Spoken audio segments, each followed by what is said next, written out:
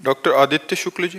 राधे राधे महाराज जी। राधे राधे महाराज जी। महाराज जी, श्रीमद् भागवत महापुराण की कथा श्रवण से शापग्रस्त राजा परीक्षित को मोक्ष की प्राप्ति हुई थी। इस प्रसंग में मेरे मन में एक जिज्ञासा उत्पन्न हुई कि हमारे लिए मोक्ष का वास्तविक अर्थ क्या है। त्रिगुण माया से रचित त्रिगुण शरीरों में अहम बुद्धि करने के कारण हम बंध गए। वैसे हम कभी बंधे नहीं। गोस्वामी तुलसीदास जी बड़ी सावधानी पूर्वक वर्णन कर रहे हैं। बोले जड़ चेतन ही ग्रंथि पड़ गई, यद्यपि मृषा छूटत कठिनई। बोले जड़ और चैतन्य में ग्रंथि पड़ गए अज्ञान के कारण, पर लिखना पड़ा यद्यपि मृषा, ये ग्रंथि झूठी है। आत्मा कभी बंधन को प्राप्त हो ही नहीं सकता। जो आत्म स्वरूप है वो कभी बंधन को प्राप्त नहीं हो सकता। पर छूटत कठिनई, यद्यपि गांठ झूठी है पर छूटने में बड़ी कठिनता है। क्या हो गया? मैं जो है शुद्ध मैं, वो ब्रह्म स्वरूप है। वो अपने स्वरूप को भूलकर इन शरीरों में राख कर लिया। तीन शरीर हैं, स्थूल शरीर, सूक्ष्म शरीर और कारण शरीर। अब देखो, आपसे जैसे पूछा जाए आप कौन हैं, तो आपका विचार इसी शरीर पर आएगा। नहीं, मैं अमुक हूँ, अमुक गांव में पैदा हुआ हूँ, अमुक जाति में पैदा हुआ हूँ। लेकिन ये स्थूल शरीर हमारा ढांचा है, मैं तो नहीं हूं ना। बस इसी भ्रम का नाश हो जाना मोक्ष कहते हैं।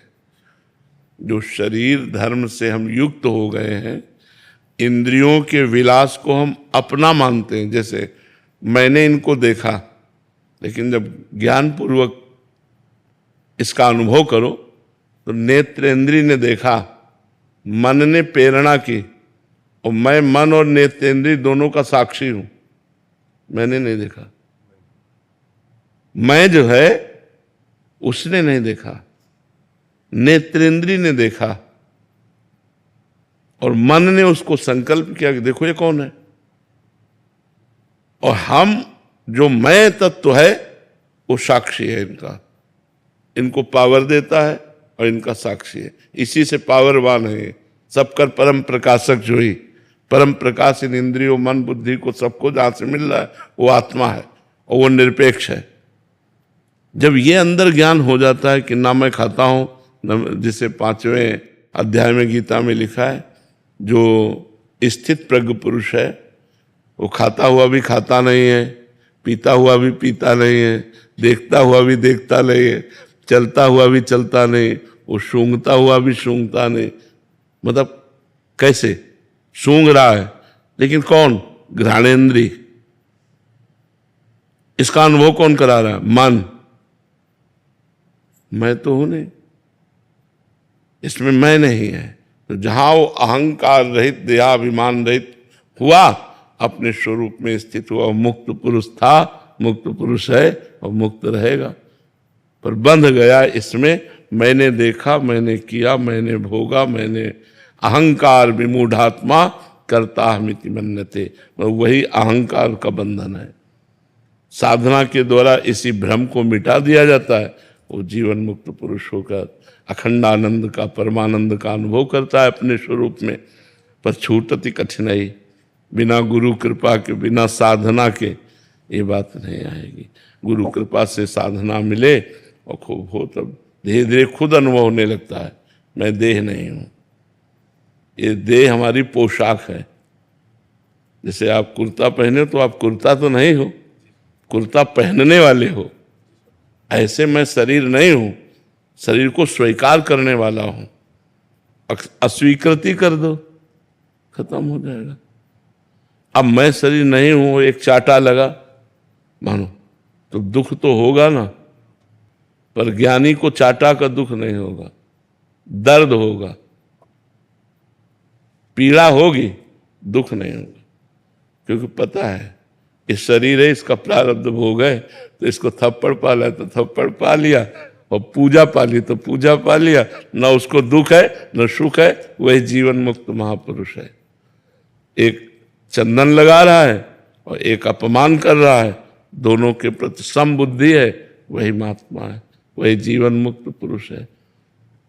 तो मोक्ष का तात्पर्य है, जैसे काम वेदना आई तो किस पर आई? आप पर कभी नहीं आ सकती। काम, क्रोध, लोभ, मोह, मद, मत्सर, इनका प्रभाव आत्मा पर नहीं है।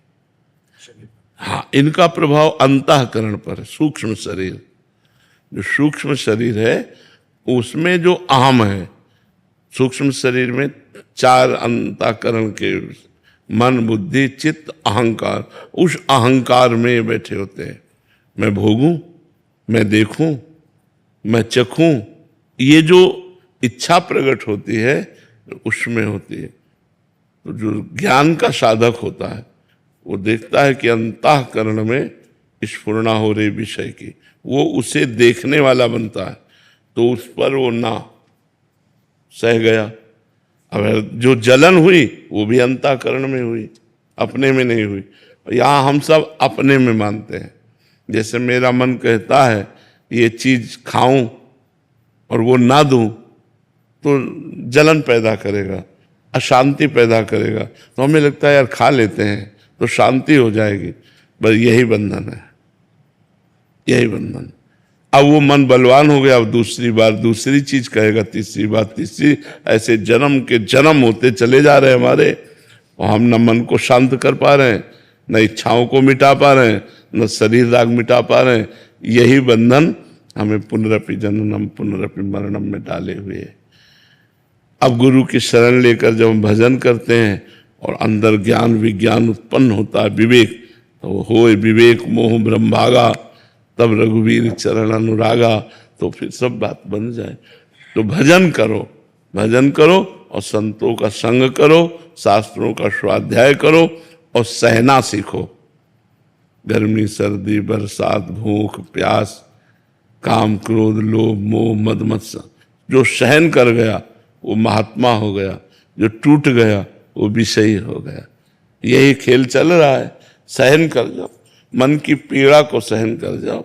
यमहीन व्यथ्यन्ते ते पुरुषम पुरुषर्षभ सम दुखा सुखाधीरम स्वमृतत्वाय कल्पते। जो सह गया, व्यथित नहीं हुआ, मन की पीड़ा से हारा नहीं, सुख दुख में समान भाव रखा, वो अव्यय पद का अधिकारी, परम पद का अधिकारी हो जाता है।